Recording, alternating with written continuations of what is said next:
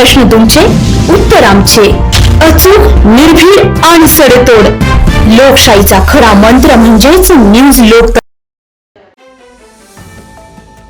आरोपीला फाशी द्या अशी मागणी येवल्यातील सुवर्णकार समाजाच्या वतीने करण्यात आली आहे. मालेगाव तालुक्यातील डोंगराळ येथील अल्पवयीन चिमुरडीवर ज्या पद्धतीने अमानुष अत्याचार झाला, मानवतेला काळीमा फासणाऱ्या घटनेचे पडसाद संपूर्ण राज्यात उमटले. अत्याचार व हत्येप्रकरणी आरोपीला कठोर शिक्षा व्हावी या मागणीसाठी आज सुवर्णकार समाजाने सराफ बाजार बंद ठेवत शहरातून मूक मोर्चा काढला. मोर्चात सहभाग असलेल्या समाज बांधवांनी तोंडावर काळ्या फिती लावत घटनेचा निषेध नोंदवला. या मूक मोर्चाला सर्वपक्षीयांनी पाठिंबा दिलाय.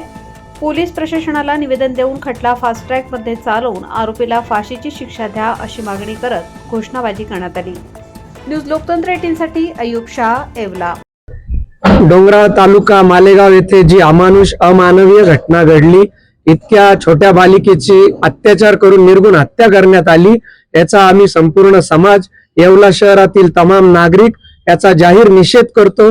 आमची एकच मागणी आहे की आरोपीला लवकरात लवकर फास्ट ट्रॅकवर खटला चालवून फाशीची शिक्षा झाली पाहिजे. मी तर म्हणतो अशा लोकांना रस्त्यात भरचौकात त्यांची हत्या केली पाहिजे, पण ते कायद्यात बसत नाही. म्हणून सरकारने फास्ट ट्रॅकवर कायद्यावर चालवावा, खटला चालवावा आणि आरोपीला फाशीची शिक्षा करावी.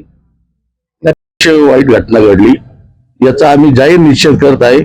आम्ही पूर्ण सराफ बाजार याच्यात सहभागी आहे आणि अशा नरधमाला फाशीची नाही तर भर रस्त्यात उभं कापायला पाहिजे. आज आम्ही येवला तालुका सराफ बाजार बंद करून प्रांत साहेबांना आणि पोलीस निरीक्षक यांना निवेदन देत आहे. ही दुर्घटना समाजावर असो किंवा कोणावर असो हा अन्याय होता कामार नाही.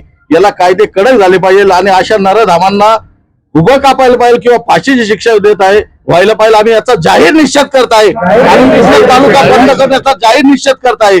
तरी सरकारने याची नोंद घ्यावी.